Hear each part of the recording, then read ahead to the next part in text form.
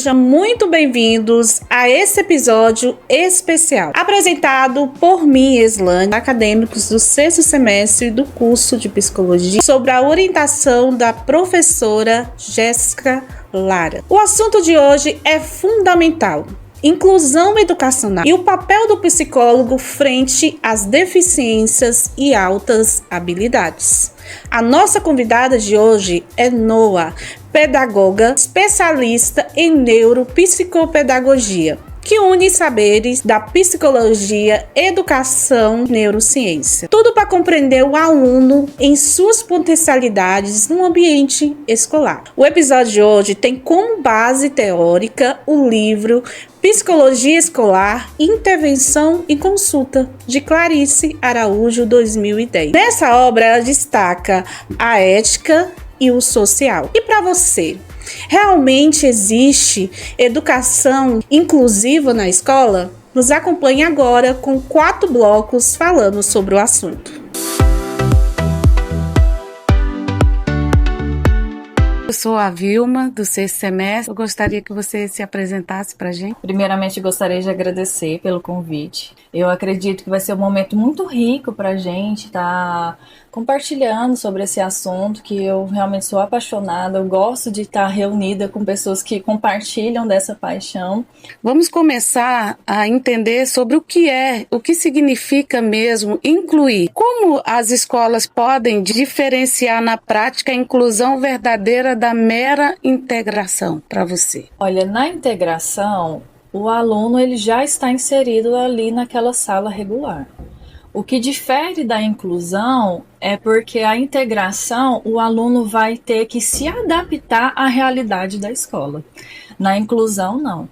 A escola tem que se adaptar à realidade do aluno. Então, ali nós temos que adaptar os conteúdos, adaptar o ambiente, né? Se o aluno tem alguma deficiência visual ou de mobilização, né? Então, essa é a verdadeira inclusão. Nós não podemos somente colocar aquele aluno em sala de aula e falar para ele: olha, agora você se adapta à nossa realidade. Isso não é incluir, né?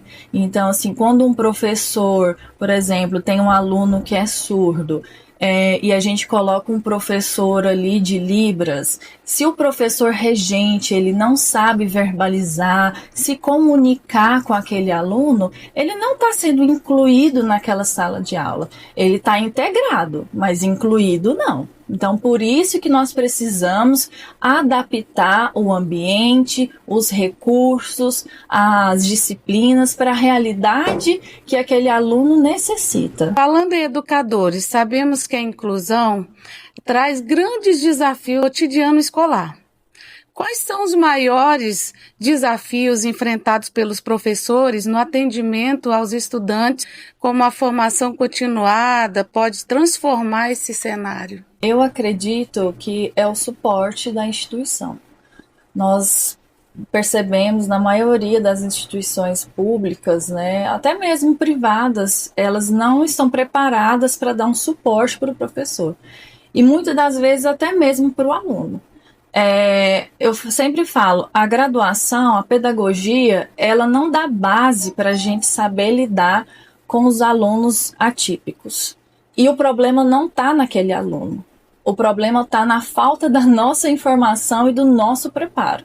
Então, assim, até em outras profissões de médico, né, dentista, eles saem da graduação, precisa fazer umas especializações para saber qual vai ser o público que ele vai trabalhar. A mesma coisa acontece conosco. Nós precisamos ter essas especializações, essa formação contínua para a gente poder dar o melhor para aquele aluno. Porque existe um leque de transtornos, de deficiências, né? E às vezes o aluno ele não tem nenhuma deficiência, nenhum transtorno. Ele tem uma dificuldade, ele tem um lar, às vezes, né, que não tem muito apoio. Se for um lar, assim, meio desvinculado, isso pode afetar nos estudos. Então, nós precisamos ter esse respaldo. O que o meu aluno precisa? É uma dificuldade fora do padrão? Né, que às vezes um psicólogo institucional pode dar um apoio, ou é um transtorno, é um TDAH, E se eu receber esse aluno, o que eu vou adaptar para ele? Porque a nossa realidade hoje, numa sala de aula, a maioria das salas vão ter aí 35, 40 alunos. Como que eu vou adaptar o conteúdo para um aluno que tem TDAH, tem TOD, tem vários transtornos e para aqueles que não têm? É correto eu separar? Não. Eu preciso ter aquele conhecimento que eu vou conseguir adaptar esse conteúdo para quem necessita, mas que os outros que não necessitam não vão sentir nem a diferença. Então, isso é inclusão. Então, é por isso que é necessário que a gente faça essa formação contínua, para a gente conseguir atender a necessidade de todos os alunos. Por continuidade ao nosso episódio, estamos no segundo bloco. Eu sou Marcelo Ribeiro. Com base na sua experiência, como o ambiente escolar pode favorecer o sentimento de pertencimento e valorização dos alunos com deficiência e altas habilidades? A escola, ela tem esse poder de ou prejudicar ou beneficiar os alunos. Então, os alunos já chegam para nós quando tem alguma deficiência, alguma dificuldade fora do padrão, eles já chegam com a autoestima baixa. Então, o primeiro passo que nós precisamos é trabalhar isso neles, né? Não tem aquele aluno que não sabe nada. Todo mundo sabe alguma coisa. Então, nós precisamos trabalhar dentro daquilo que ele sabe. O que ele tem potencial? Qual é a habilidade que ele tem? Então, nós vamos trabalhar em cima disso. Então, o aluno ele precisa sentir que ele pertence àquele lugar, que ele é capaz. A baixa autoestima é aquilo que realmente prejudica. Então, nós precisamos quebrar essa barreira da baixa autoestima nos alunos. Que ele possa sentir que ele tem autonomia, que ele é independente. Nós não podemos também gerar naquele aluno que tem alguma dificuldade como se a gente fosse a muleta dele. Não, ele consegue, ele é capaz. Então, esse é o primeiro passo. Fazer que o aluno perceba que ele consegue, mesmo quando é necessário fazer alguma adaptação, ele é capaz da mesma forma que o coleguinha do lado. Como a psicologia escolar, ela pode auxiliar nessa formação desses professores para que se sintam mais seguros e acolhedores diante da diversidade em sala de aula? Então, aquilo que a gente domina, a gente tem segurança. A partir do momento que a gente não domina algo, a gente fica inseguro. E o professor ele precisa se cuidar. Então, hoje nós vemos vários professores com problemas, sendo afastados, e nós temos aí os psicólogos institucionais que estão aí para nos ajudar. Então, o professor também precisa olhar para si, o que eu preciso agora.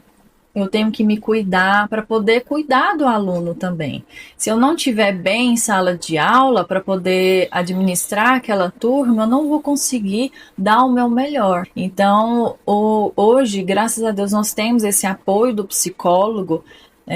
Lá onde eu trabalho mesmo, nós temos a psicóloga Paloma. Sempre que a gente precisa de alguma coisa, ela tem nos auxiliado. E como é rico isso, né? Às vezes acaba envolvendo até outros assuntos que não é ali voltado para a educação, porque infelizmente no dia a dia a gente não consegue separar os nossos problemas, né? A realidade é essa. E o psicólogo está ali para nos ajudar. Sou Elane, acadêmico do sexto semestre do curso de Psicologia. Sigo com a conversa com o convidado especial, Noah.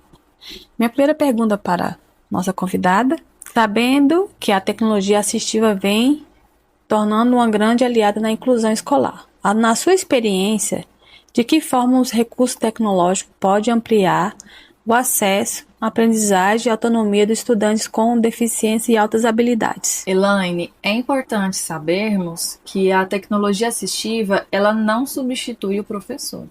Na verdade, ela vem para quebrar essas barreiras e potencializar o aluno. Então, assim, não são apenas recursos caros, né? Às vezes a gente consegue adaptar com engrossador de lápis, um fone de ouvido. Então, por exemplo, eu tenho uma aluna que ela tem TPAC, que é um transtorno que ela não consegue separar os ruídos, né? Aquele ruído que é relevante e o irrelevante.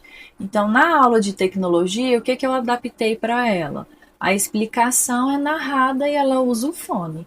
Então, esse é um recurso barato que nós temos em sala de aula, o fone de ouvido, né?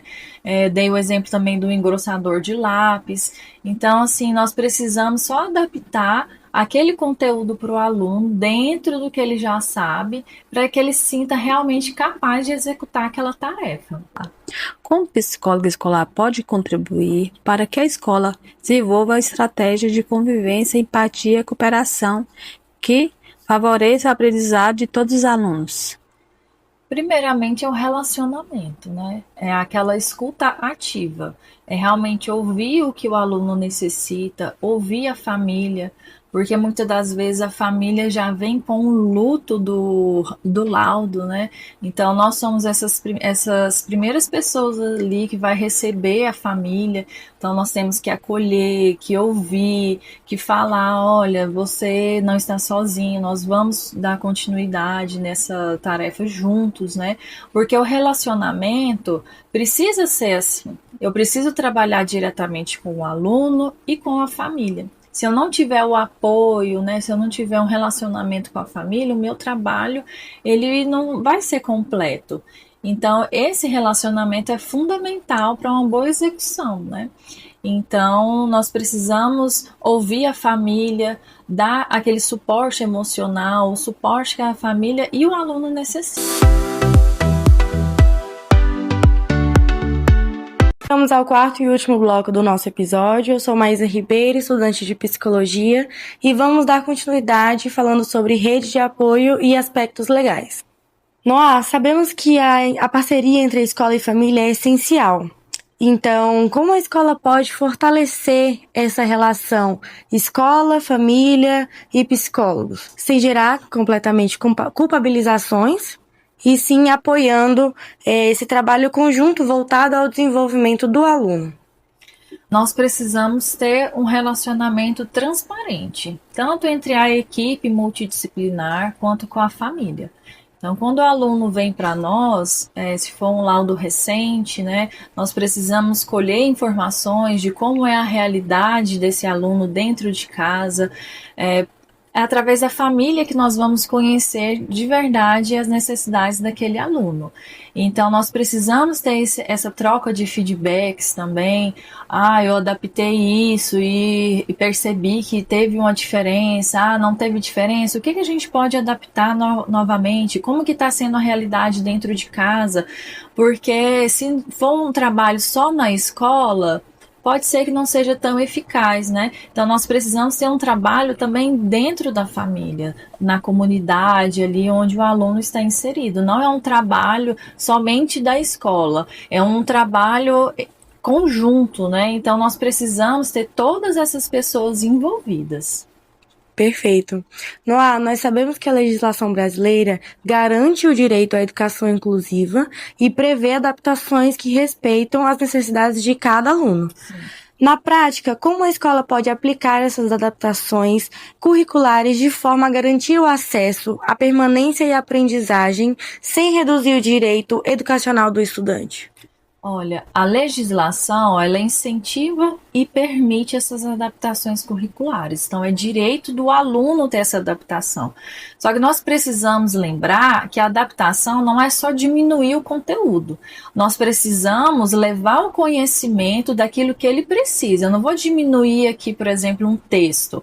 Eu vou adaptar da forma que vai ser um fácil entendimento para ele, mas que ele saia daquela atividade com o mesmo entendimento que os outros colegas. Eu vou adaptar para a necessidade dele. Então, a legislação, ela garante isso aí. Olha, você vai, por exemplo, vou pegar uma caneta adaptada ou uma tesoura adaptada, mas ele tem que aprender a cortar. Eu não posso cortar por ele, né? Eu não posso pegar o aluno, sentar isoladamente com ele e ensinar o beabá. Não, ele tem que estar inserido com todos os alunos aprendendo o beabá de forma diferente, mas no mesmo tempo que os outros alunos. Muito obrigada, Noah, por compartilhar tanto conhecimento e sensibilidade conosco. Primeiramente, quero agradecer a Deus e aos acadêmicos do sexto semestre do curso de Psicologia por essa realização maravilhosa. A inclusão educacional exige muito mais do que imaginamos. Exige uma equipe de psicólogos, educadores e toda a família junto. Realmente o processo ele é árduo, mas a linha de chegada ela é brilhante. Então, nós precisamos dar continuidade àquilo que a gente deseja, principalmente nessa área da saúde mental.